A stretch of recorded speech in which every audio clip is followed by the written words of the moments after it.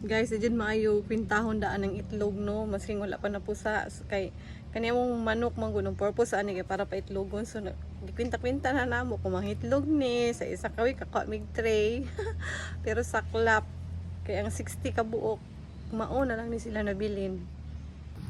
Sus, guys, mauna lang jud ning manok mo sugat dati mosulod ka diri daghan kay magdagan.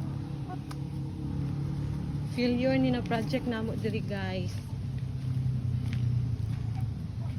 Tanawa wala na isa naginhawa pa na siya pero wala na ni pag-asa guys. Ay kasayang na lang, so 16 sila kabuok. Tanawang nabilin mauna lang ni Tora.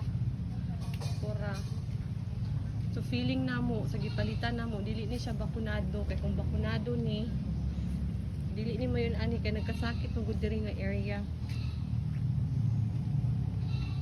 Na sumuna na dyan sila na anam na siya kamatay.